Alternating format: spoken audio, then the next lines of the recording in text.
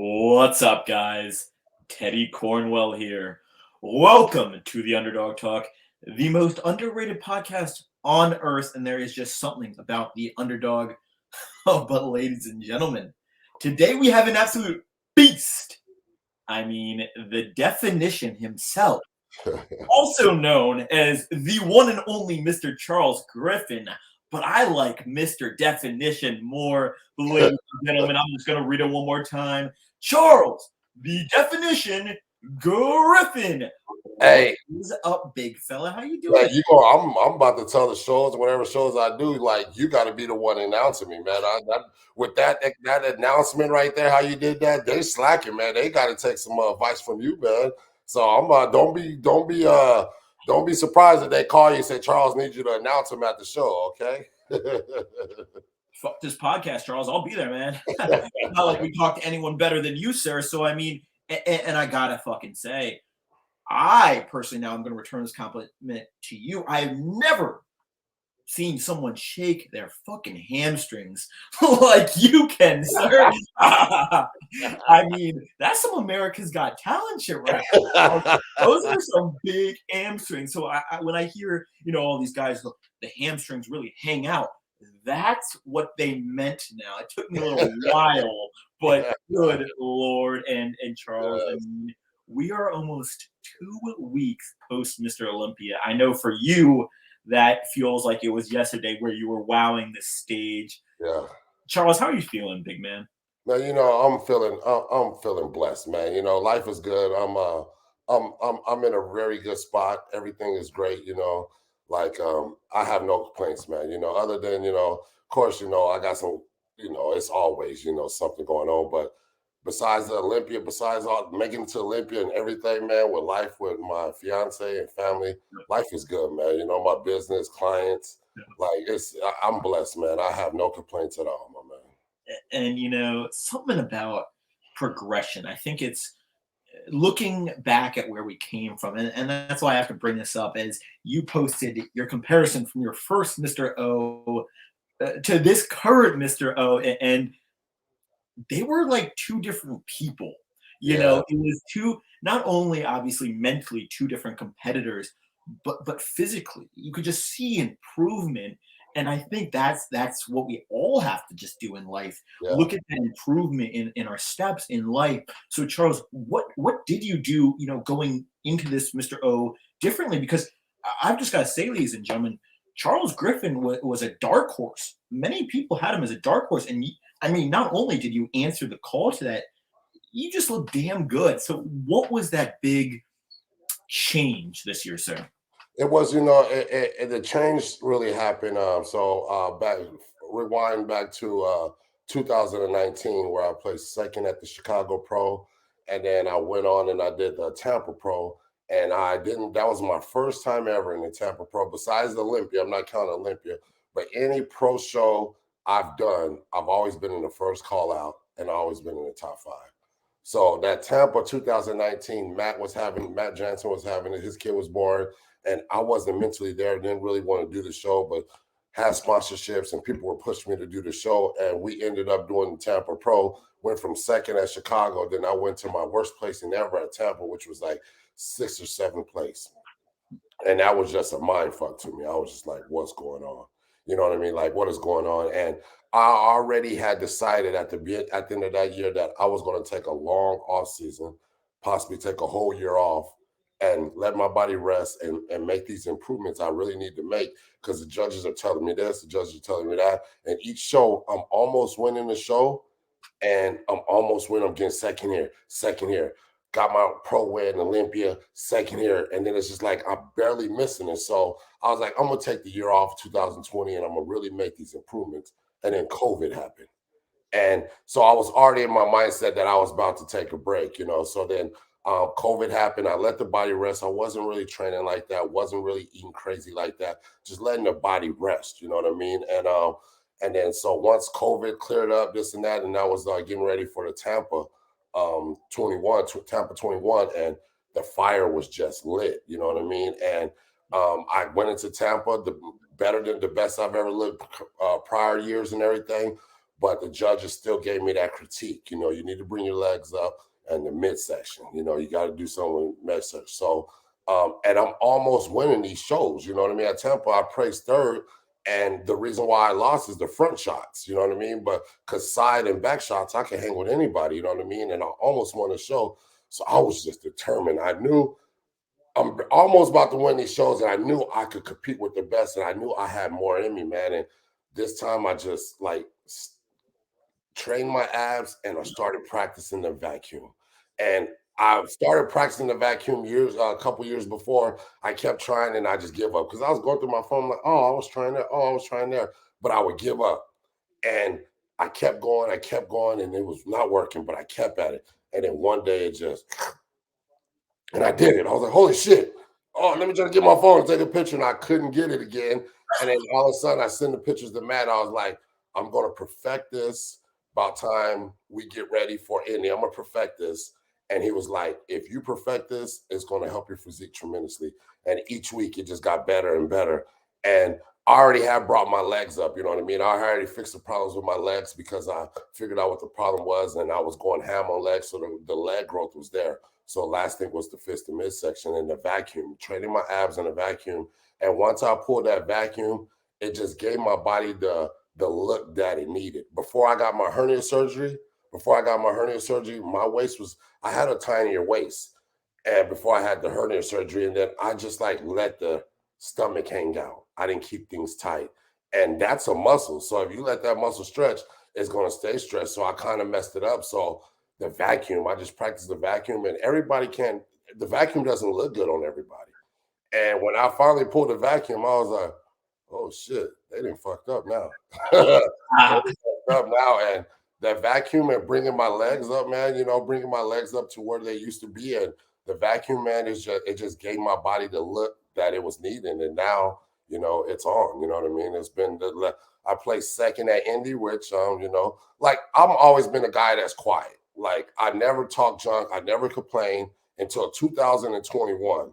I mean, 2022 is the first time when you really hear me complain in voice. Like I shouldn't have lost this show. Charles has never done that publicly. I've never said anything like that because I'm a worker. I'm a work and I'm going to improve and I'm going to show you next time that I can do that.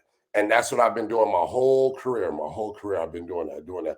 And now that I revamped my physique and I bring in what I bring, when I lost to Indy, I was very surprised. I honestly felt like I won Indy against Blessing. I honestly felt like I won Indy. And that got me mad, and I voiced that out loud because I'm not a complainer. I'm not a whiner. I'm none of that. I shut my mouth and I'm a goofy ass and I do my work and I just enjoy this bodybuilding stuff. But when I keep getting that piece of the stick that's not the fair piece, I'm gonna speak my mind. And I felt like I shouldn't be Blessing. And I took that energy with me into Cal Pro. And Cal Pro, I was just like, this is my show. Whoever's on the stage, when they put me in that middle, I'm standing in the middle. Because, you know, when you get in the middle, it's 4 guys. There's 2 guys in the middle. This time it was 5 of us, and I was in the middle. And I'm like, I'm not letting nobody take that from me. You know what I mean? And man, it's just the fire's been lit. You know what I mean? Matt always says he likes what happened at Indy. Yeah, we should have won, but he likes what happened at Indy because it lit a fire underneath me. And yeah, you're the coach, and I understand what you're saying, but I'm not liking that because even if I'd have won Indy, the fire would have been lit and I would have kept pushing. You know what I mean? So it's just, man, it's just me pushing to my limits and knowing that I have more in me to compete with the best of the best. And that's what really happened to my physique, man. You know what I mean? I know I will have more juice in there. I know I had more grinding in there to bring out my full potential. And when Blessing was on the podcast, he said he beat you fair and square. No, I'm playing. I probably shouldn't be saying that. And I don't know what the hell you're talking about. These front shots, I mean, they're looking incredible. I just have to pop it up there. And obviously, yes, you know, you made a name for yourself, obviously, through bodybuilding. But this year is almost like people started hearing Charles Griffin, Mission Griffin. And, you know, obviously you had your battle with Blessing and obviously you just came out hungry and just rocked the stage. And this year you just proved a lot of people wrong, I think I have to say. And it motivated them. It motivated the fans. It motivated people just watching the sport going, you know what? if I work my ass off and if I do the right things, for more of the amateur people, we can be there one day. And I think you were there. And I have to ask because this has been on my mind, Charles. Obviously, we have a peak week in bodybuilding, a make or break week. Is there something called a post week? I've been having that question on my mind. I don't know if that's fucking stupid or is that actually a thing? A post week. Yeah, where you're like limiting your calories, trying to get that stomach back to normal. Is that a thing? It is a thing and it ain't a thing, you know what I mean? Because you just want to be smart about the Yeah. situation, you know what I mean? Like after Cal Pro, Matt told me like don't eat like an asshole and don't get fat because you could do very well at this Olympia. So what I did was I kept it clean, you know what I mean? But it's been a long year this year, so I'm gonna say after the Olympia, I didn't keep it as clean as I did with the Cal Pro, but my body needed it. You know what I mean? My body needed me. And it's been I've been prepping since January. And I just been prepping. And yeah, that's like, and I was thinking about doing the Arnold too. And I was just like, you know what? I'm mentally tired. Yeah. I can't do the Arnold. So I'm about to shut it down, take a vacation, shut it down, and come back. And then we're balls to the wall and get ready for 2024 season and get back to that Olympia stage where I'm gonna just go crazy because I need to get my look, man. They need to give me my look, man.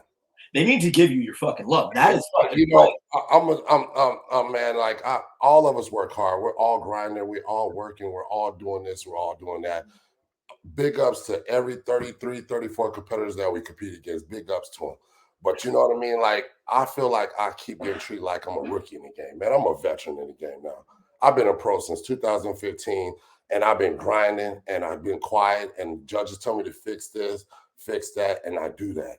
And all I'm asking for is just to get my look. Just get my look. And it's pretty dope because it's just not friends and family and my followers saying it's like fellow bodybuilders, retired legends of the sport. Everybody's saying it like Charles got overlooked on this podcast, on that podcast. It's just like everybody saying Charles getting overlooked. So it's kind of like people are finally campaigning for me, like give him his shot. You know what I mean? Like I just want to look. If you give me my comparison and you still feel like I belong in that place, okay, I'm happy. But just let me stand next to them people. That's all I want, man. I'm a veteran in the game now. I'm not a rookie, but then you got these pros that's been pros 4 and 6 months. They getting all the clout. They getting this, man. What about me? I've been grinding. I've been respectful. I've been doing everything the right way.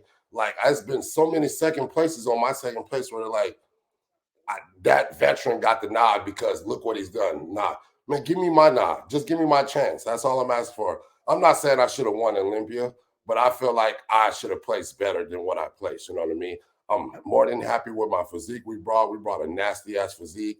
Matt peaked me 3 times this year, 3 times this year, and peaked me perfectly. In each one, we got better and better. So we got a lot to be happy about. We got a lot to be excited about. But it's just, me as the competitor, as the hungry person I am, as the definition I am, I want more and I deserve more. And I just deserve that look. And some people might take that the wrong way. I think it's what the sport needs. I think we need people who are hungry. This isn't a fucking sport where you can do one, you can go to the gym once a week. No, this is a sport where you're devoting your life. I think you should have as much passion in this as you can be. And now let me take it back to something you also said where I think it's so key for people listening. It's a sport. It is a sport. And we all as human beings need that mental break. So Charles, hats off to you because I don't think a lot of people understand how important that mental break is. Because if we're doing something and we don't love it, it's not the same. So I think this gives you the opportunity to be like, your physique going to show it, or in any other sport, your performance is going to show it. This and that. If you're mentally not there, and bodybuilding is like all mental. You know what I mean? So if you're not mentally there, you need to take a step back. And I told Matt, like, you know what, I'm gonna pull my ticket out of the out of the Arnold and just give myself a break and and get ready for the 2024 season. So that's our plan now. Yeah. And Kevin Levrone was on the podcast and told me you can be physically fit, but if you're not mentally fit, you're not the best version of yourself. Exactly. That stood out to me. And I think the 2024 season is, I think we're going to be hearing a lot more about you, sir. And I'm so excited to hear about you and, more importantly, see that progress this year because not only are you a competitor, you got a damn good coach, as we have seen one of his people winning the 212. I mean, that was an outstanding thing. So to you, how much has Matt made an impact? And then how did that relationship come to be, Charles? So Matt basically, so 2018, I did the Indie Pro and I looked so nasty at the Indie Pro like a day or two before the show. And when my first coach, I only had two coaches my whole career. And my first coach I was with, we just kept missing the peak. And I looked so nasty the day before in the gym.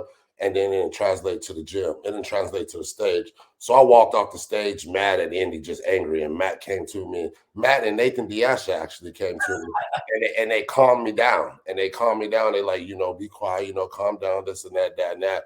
And one of my friends hit me, was like, you know what? I don't want to be the one that had to tell you this, but you need a new coach. And right when he said that, the first person that popped in my head was Matt. You know what I mean? Because you got Chris Aceto, you got these persons, but I see these people and I see how they are. My personality and my won't match with them. But Matt, I could just tell like with Matt, it's just going to be like, oh, this is my brother. This is like family and we're going to make it work. These other coaches, yeah, they're dope. They're good, this and that, but I don't mesh good with you. You know what I mean? So me and Matt had quick success our first time. 2018, our first show, we won the Muscle Mayhem. We won the Muscle Mayhem in 2018. Boom, went straight to the Olympia. The next one, then we placed 13th at the Olympia. And then we came back 2019 and placed second at Chicago. Then my worst placing ever. And like what Matt always tells me was like, thank you for sticking with me. You know what I mean? Thank you for trusting in me because a lot after the stuff like that happens, all these bodybuilders are quick to jump ship and just leave and just go. And I didn't do that. I stuck with Matt. And 21, we came and we had even better. And then 21, it's like we got the formula now. And Matt has just like helped me tremendously. Matt's the guy that'll give you the shirt off his back. He cares. It's not just the coaching, it's the little bitty stuff he does. Like when we went to Indy, like you need this, you need that. I'll be sitting there and the next thing you know, he comes and he just gives me my plate of food. Like he makes it for you. Like Matt is that in tune. Like he's just not a coach. He puts his heart into it and he helps you with every aspect. Like Cal Pro, he was running around on the beach with his sons. And then I sent him a text message. He like, give me a couple minutes. Send me, get that, boom, boom. He sends me my thing. He picked me perfect like he was there. And then he's out there with family. His mom turned 60 or something like that, out there with family. That's like the type of person he is. He's just so in tune to every little detail and he really cares. Like he will do anything for you. And it's like, man, going with Matt was the best, my best choice I could have ever made and the best decision. And like I said, I'm going to retire with Matt. I ain't going nowhere else. You know what I mean? Matt's the GOAT in my eyes. He's a young GOAT because he's competing against Hani, Chris Aceto, George Farah, all chat niggas, all these people that got him by 20-something years. And here Matt is the young GOAT showing everybody what it is. You know what I mean? So for me to see the progress in Matt and see how he's just levels after levels, there's levels to this shit. And he's doing it. And for me to be there and be on the ride with him, man, that's great, man. That's everything. Matt is dope, man. I mean, there is levels to this shit. Shout out to whatever rapper rapped that. And, that is a really interesting point. I think people don't understand how important the mesh of coaching is. And Derek Lunsford was on the show and goes, me and Hani click, but someone else might not click with him, and he might not click with this person. Yeah. And I think we don't understand how coaching is really influential in bodybuilding. Like you mentioned about how your peak weeks before weren't what they should have been and what you had the potential to be. And now you have someone who believes in you, knows their shit. And I mean, your peak week was stellar. You look stellar. And I mean, we can see truly through those comparisons, Charles, on your first O versus your second O. And there's no denying that there is an absolute difference in that. So now, Charles, where do you see the sport of bodybuilding going? Do you see it going into the mass monster way? Do you see it going into the aesthetic way? And then what would you classify yourself as, sir? I see them as colliding.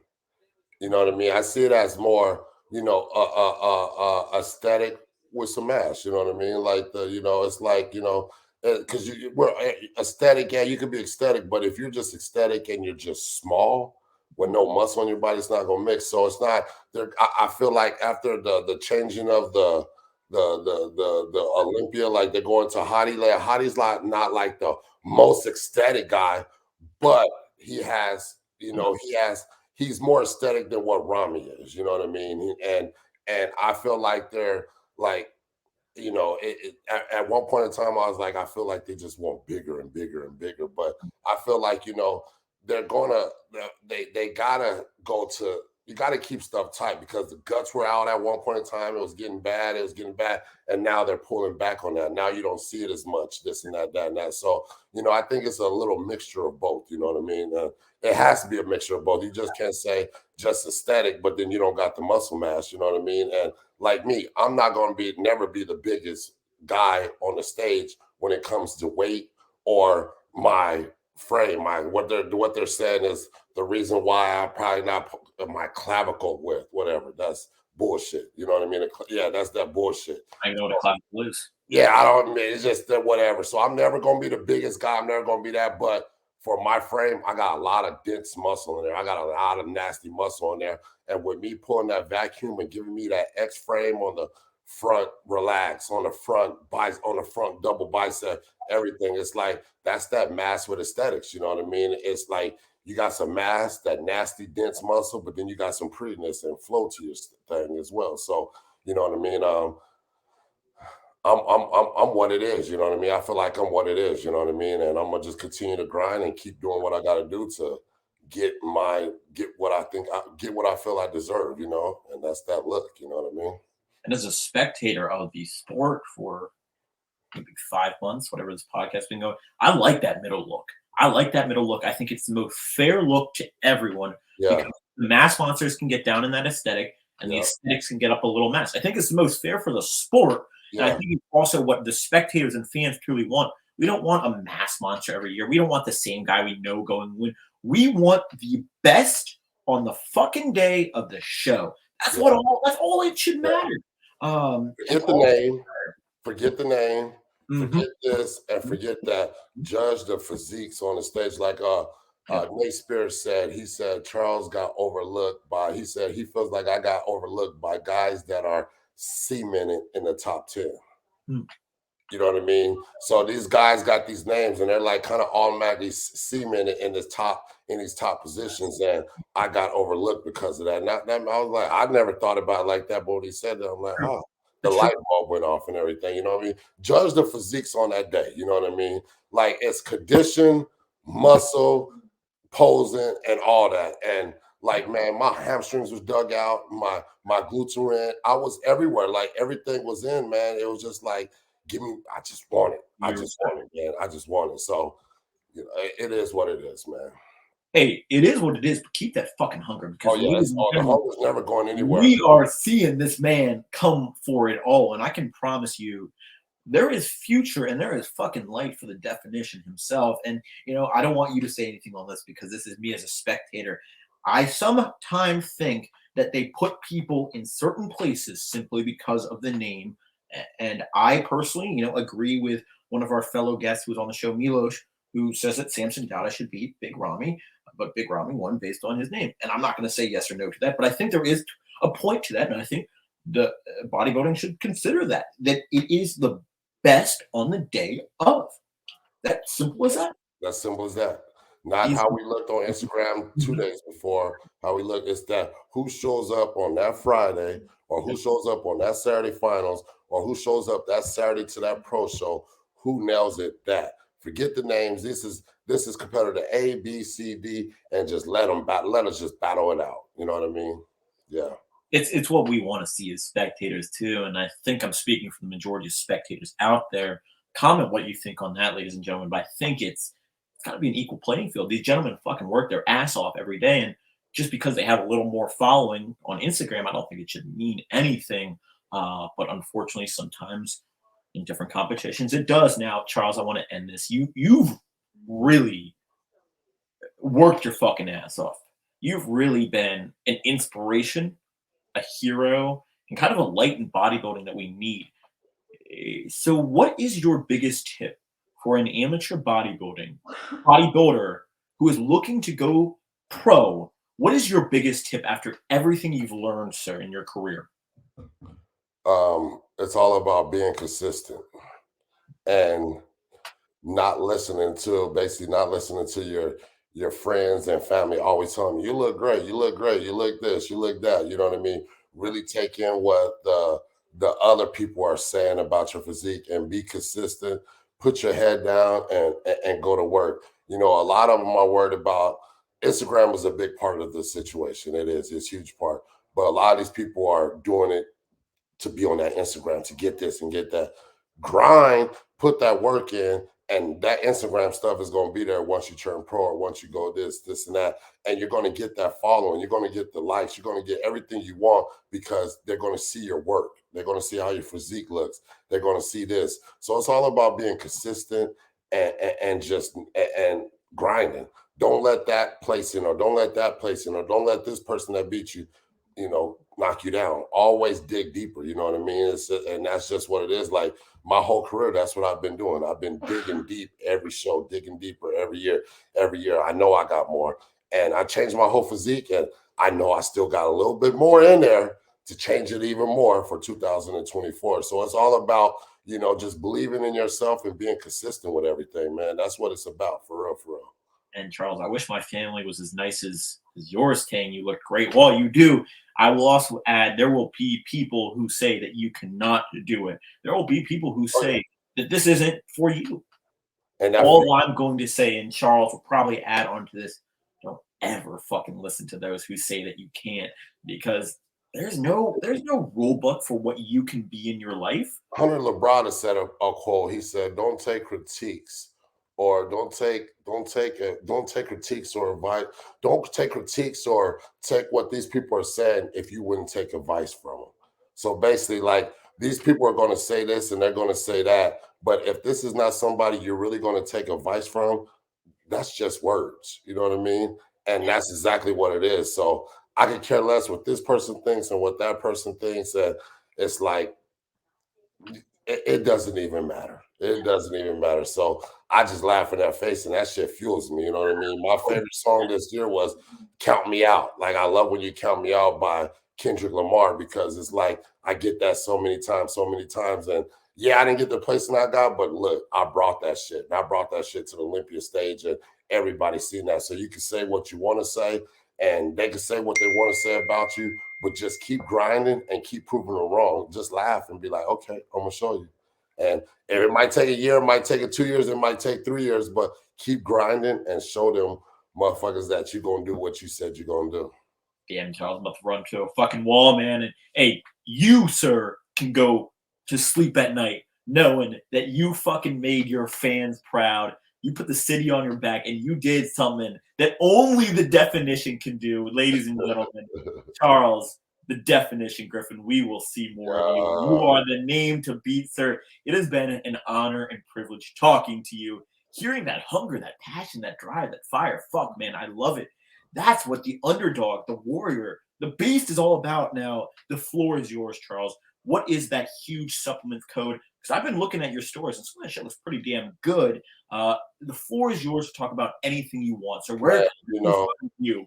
I'm a part of the I honestly, truly, you can say this and you can say that because you're associated with this.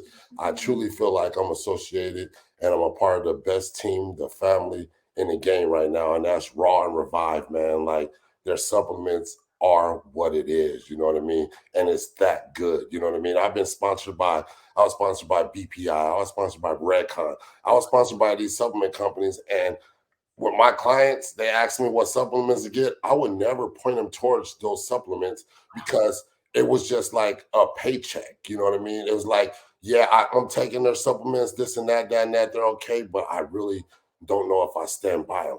But this Raw and Revive, it's that good. They're that good. They got the best stuff in the game. Code Griffin, you know what I mean? That's Griffen to get all the supplements you want from Revive and Raw. And then I'm also sponsored with Tough Wraps. You know what I mean? I got all the wrist wraps, the grips. I got everything. You know, Tough Wraps. You know what I mean? So it's Raw Nutrition, Revive, and Tough Wraps. You know what I mean? And that's all Code Griffin. You know what I mean? It's the best stuff in the game, man. They keep you right, they get you right. So, you know, if you only get one body, so you want to make sure you put the right stuff in your body, and that's that. That's where it is, man. So Revive, Raw, and Tough Wraps. That's what it's all about. Code Griffin. CEO BPI Chris, please. I'm neutral on this, but I will say I do think it is a great brand, and first person to use code Charles. I will send you one of the free product or one of the products for free from Get Raw or Revive. I mean, I truly think they are some quality ingredients. I mean, please use code Griffin, and I'm going to be using some of those wraps myself, and I'll be using code Charles, of course. I mean, ladies and gentlemen, please go check out Charles the Definition Griffin's Instagram. I mean, if you want to see some fucking hamstring shake, please go check it out. And for real, please, first person to use code Charles on any of those 2 sites, 3 sites actually, let me know. I'll get you a free product out from one of those sites. And I just want to say thank you to all my friends, family, all my followers, all the spectators that just without them, bodybuilding wouldn't want to be what would it be? It wouldn't be what it is without the followers, the fans of bodybuilding. I appreciate all y'all. And I just want to give a shout out to my fiance, Brooke Brower. That's my world. That's my other person, my other half. She holds me down, and I wouldn't be where I was at right now if she wasn't the one making me elevate my game and push my game to the max. So I'm here where I'm at right now because of her. So I just want to give a shout out to her, and that's all I got to say, my man. Hey, shout out to her. I mean, you truly are a very great couple, and I mean, I'm proud, happy, and honored that you two are going to be forever the one and only Griffin family. I mean, I'm so excited. I know she's listening. Yeah. I heard you earlier, so God bless you. I didn't want to cut Charles off, but both an amazing couple. So shout out to both of you guys. Please don't forget to like, comment, subscribe on this video. Until next time, the definition and the underdog. Yeah.